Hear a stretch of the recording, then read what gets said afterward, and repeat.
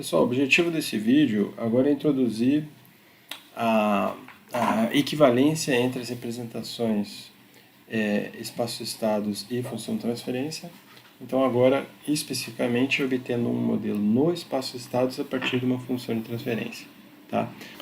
Pessoal, vamos esclarecer que uma representação no espaço de estados ela não é única, certo? Imagine que você tem um sistema aqui que tem uma massa, certo?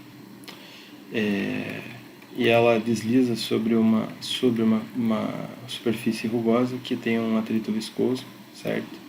E está sujeito a uma força, certo? Então aqui eu tenho um grau de liberdade x que vai me medir a posição dessa massa, certo? Então eu posso escolher a posição x, vou escolher outra variável aqui para denotar a posição, tá? Justamente para não fazer confusão com o nome dos estados, vou escolher z, tá? Então, se eu quero obter um modelo no espaço de estados, eu posso definir aqui o meu vetor de estados como sendo meu primeiro vetor de estados aqui vai ser z e z ponto, certo? E eu posso escolher também, da mesma forma, eu posso escolher z ponto e z, certo? Então, ambos os estados são, claro, um conjunto de estados que possui representa o mesmo sistema e aqui eu vou ter uma matriz A1, B1, certo? E aqui eu vou ter uma matriz A2 e B2. Tá? Muito embora apenas a única diferença é que eu mudo as linhas dessas duas matrizes, eu sei que essa representação dos espaço-estados não é única, certo? O mesmo sistema possui infinitas representações no espaço de estado. Eu posso provar também isso através da mudança de espaço vetorial do estado para para algum outro espaço, certo? Então basta multiplicar uma matriz pelo estado que eu mudo essa componente, certo? Pois bem, então se ela não é única, se a representação no espaço de estados não é única, então existem várias formas de obter uma representação no espaço de estados utilizando uma função de transferência, certo? Então existem algumas formas canônicas que a gente vai estudar que são bem conhecidas e bem difundidas, certo? Uma delas que a gente vai, tais como a gente tem aqui no slide, temos formas canônicas controlável, observável, diagonal, de Jordan e etc, certo? O que acontece? A gente pode usar, vamos usar o exemplo aqui da forma canônica controlável, para a gente avançar aqui no conteúdo da disciplina. Tá? A forma canônica controlável é o seguinte, imagina que você tem uma função de transferência que é descrita assim, ou seja, uma função de transferência que é composta por dois polinômios, seja o numerador e o denominador. Eu posso obter um modelo no espaço de estados da seguinte forma. Tá? A matriz A vai ser descrita dessa maneira, ou seja, dependendo apenas dos coeficientes do denominador. A matriz B vai ser apenas zeros e uns, e 1, né, no último componente. A matriz C vai depender dos coeficientes B e A, e a matriz D vai depender apenas de B, certo? Do primeiro elemento da matriz B, tá? Vejam as notas de aula, tem a prova lá, toda certinha, né, para vocês verem de onde vem esse desenvolvimento, tá? Mas, basicamente, essa prova consiste em encontrar estados auxiliares que são funções dessas entradas e saídas, tá? Beleza, vamos aplicar aqui esse conceito.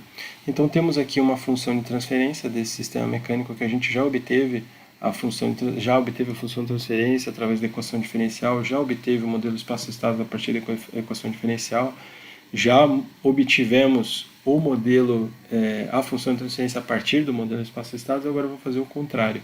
Vamos obter o modelo em espaço de estados a partir da função de transferência, tá? Como é que fica isso? Então a gente escreve aqui a função de transferência e vamos obter os coeficientes da função de transferência.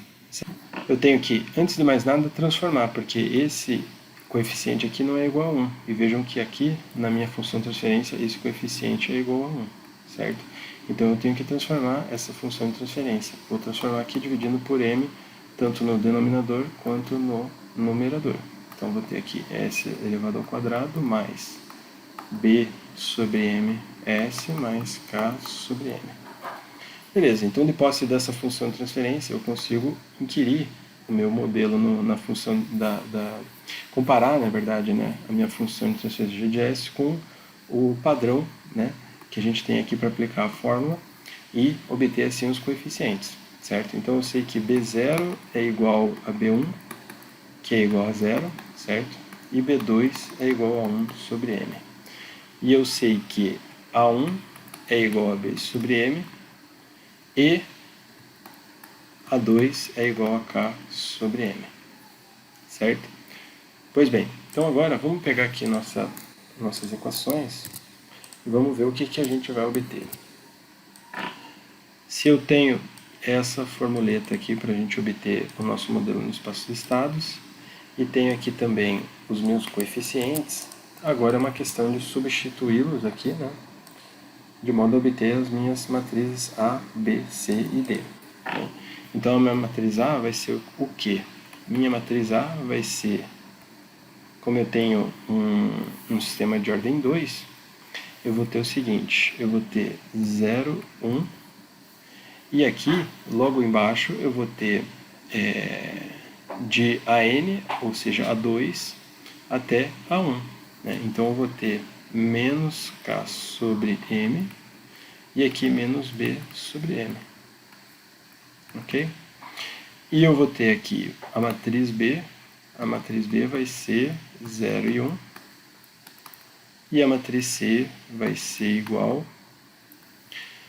Bn, que é B2. B2 é 1 sobre M, então vou colocar aqui 1 sobre M, menos A2 vezes B0. B0 e B1 é 0, então é menos 0. Então vou apagar isso aqui porque é 1 sobre M menos 0.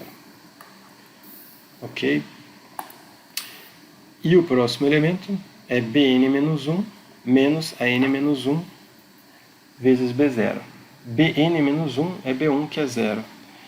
AN menos 1 é A1 vezes B0, que é 0. Então, é 0. Então, essas são as minhas matrizes A, B e C, e a matriz D é igual a B0, que é 0. Então, vou colocar aqui que é igual a 0. Certo? Então, isso termina o exercício. Assim, obtivemos o nosso modelo em espaço de estados a partir da função de transferência na forma canônica, controlável. Muito obrigado.